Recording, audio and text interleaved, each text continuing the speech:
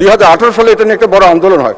আন্দোলনে কিন্তু দাবি ছিল যে অন্য সবগুলি থাকুক, শুধু 30% মুক্তিযোদ্ধা কোটাটা যেন বাতিল করা হয়। তারা মনে করে যে মেধাবী ছাত্ররা এগিয়ে আসার সুযোগ খুব কম হচ্ছে, মেধাভিত্তিক সমাজ গঠন হচ্ছে না।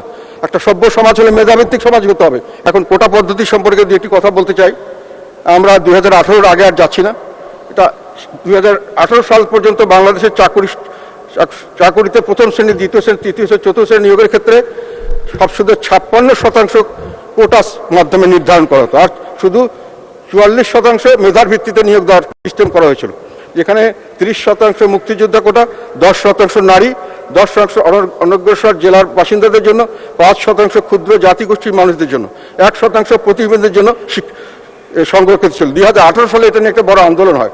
আন্দোলনে কিন্তু দাবি ছিল যে অন্য সবগুলি থাকুক, শুধু 30% মুক্তিযোদ্ধা কোটাটা যেন বাতিল করা হয়। তারা মনে করে যে মেধাবী ছাত্ররা এগিয়ে আসার সুযোগ খুব কম হচ্ছে, মেধাভিত্তিক সমাজ গঠন হচ্ছে না। একটা সভ্য সমাজ হলে মেধাভিত্তিক সমাজ হতে হবে। একটা উন্নত সমাজ যেটা সামনের দিকে অগ্রসর হয়, সেটাকে মেধাকে দাম দিতে হবে। মুক্তিযোদ্ধাদের আমরা দাম দিব, কিন্তু তাদের বংশ পরস্পর, তাদের নাতি নাতনি সবাইকে দিতে হবে। এই বিষয়টি সম্পর্কে সাধারণ ছাত্রদের মধ্যে একটা দ্বিমত আছে, তারা এই সঙ্গে একমত হতে পারছেন না। তো কিন্তু 2018 সালে এই দাবির মুখে আমাদের সরকার থেকে ঘোষণা দেওয়া হয় যে প্রথম শ্রেণী এবং দ্বিতীয় শ্রেণীর জন্য সবগুলি বাতিল। এটা কিন্তু দাবি ছিল না, দাবি ছিল শুধু মুক্তিযোদ্ধা বাতিল, বাকিগুলো থাকবে। এবং তৃতীয় চতুর্থ শ্রেণীতে পূর্বের ন্যায় সকল কথা আছে।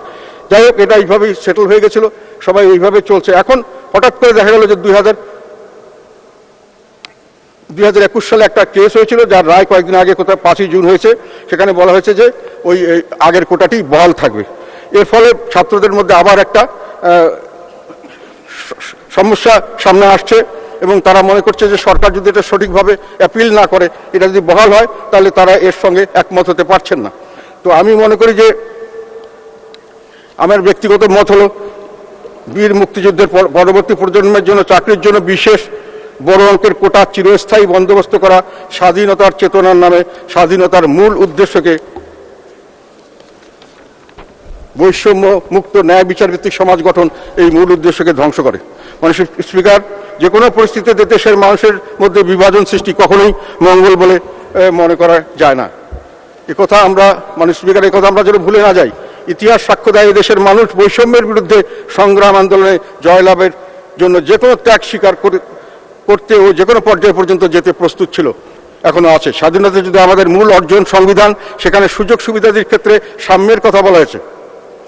মানে স্পিকার, আমি এখানে আমাদের সংবিধানের, আমি যতটুকু, আমি অত বেশি জ্ঞানী লোক নই, এখানে অনেক জ্ঞানী আইনজ্ঞ আছেন, আমি সংবিধান সাধারণভাবে পড়ি। সেখানে আমি যেটা দেখেছি, এটা হলো যে 29-এ বলা আছে যে নিয়োগ লাভের ক্ষেত্রে সুযোগের সমতা থাকবে। আর সরকারকে একটা দেওয়া হচ্ছে রাইট, সেটা হলো কেবল ধর্ম, গোষ্ঠী, বর্ণ কাউকে কোনো জন্মস্থানের কারণে কোনো নাগরিক প্রজাতন্ত্রের কর্মে নিয়োগ বা পদ লাভের অযোগ্য হইবেন না, কিংবা সেই ক্ষেত্রে তার প্রতি বৈষম্য প্রদর্শন করা যাইবে না। শুধু কিছু বলা আছে যে সরকারকে অথরিটি দেওয়া হচ্ছে নাগরিকদের যে কোনো অনগ্রসর অংশের জন্য, অনগ্রসর অংশ যাহাতে প্রজাতন্ত্রের কর্মে নিযুক্ত প্রতিনিধিত্ব লাভ করতে পারেন, সেই উদ্দেশ্য তাদের অনুকূলে বিশেষ বিধান প্রণয়ন করা যাবে। অনগ্রসর আমরা নিগোষ্ঠীকে দিতে পারি, সংখ্যালঘুদের দিতে পারি। অনগ্রসর যারা থাকেন বা জেলা কোটাতের জন্য আমরা অনেকদিন থেকে আন্দোলন করছি উত্তরবঙ্গের মানুষ, যে আমরা অনগ্রসর, সেভাবে আমাদেরকে দেওয়া হয়েছে। কিন্তু মুক্তিযোদ্ধাদের প্রজন্ম যারা থাকবেন, তারা সবাই অনগ্রসর, এটা আমি মানতে রাজি না। কাজে এই জিনিসটা, এবং এইটার ব্যাপারে সংবিধান পরিবর্তনের কিন্তু আবার আমি দেখলাম 7-এর ক্ষয় আছে। এই বিধানটিকে কিন্তু সংবিধান পরিবর্তন করার, এই সংবিধান এলাও করছে না।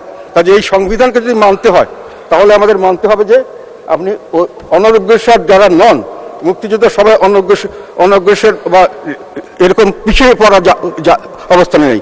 কাজে তার বিষয়টি ওইভাবে দেখাটা আমি মনে করি সংবিধান সম্মত নয়। এটা আমার ব্যক্তিগত মত, আমি হয়তো আইনজ্ঞ নই। তবে এটা আমি আশা করব যে সরকার এই জিনিসটিকে যথাযথভাবে গ্রহণ করবেন, এবং যেহেতু সরকারি একটা সিদ্ধান্ত আগেই দেওয়া হয়েছে, সম্ভব যদি পরিবর্তন করতে হয়, যেগুলো আগে ছিল ওগুলো দিতে পারেন, কিন্তু মুক্তিযোদ্ধার কোটাতে একেবারে এত বড় অংশ 30%। আর একটা বিষয় আমি ছাত্রদের কাছে যেটা দেখেছি, এটাও তাদের দাবিটা আমি মনে করি রিজনেবল, রেশনাল। সেটা হলো যে যদি অন্য কোনো জায়গা থেকে না আসে, তাহলে মুক্তিযোদ্ধার কোটার থেকে এটা দিতে হবে। কেন? মেধার থেকে দিতে পারেন। মেধার তো আমাদের প্রথম দরকার মেধা, তারপরে তো অন্য কিছু। দেশকে সামনে এগিয়ে যেতে হবে, সামনের বিশ্ব তো আমাদের এই সেন্টিমেন্টের উপর থাকবে না, আমাদের কম্পিটিশন করতে হবে, সারা বিশ্বের সঙ্গে আমাদের প্রতিযোগিতায় যেতে হবে। সেখানে মেধাকে যদি আমি প্রাধান্য না দিই তাহলে আমি প্রতিযোগিতা করবো কিসের বেশি?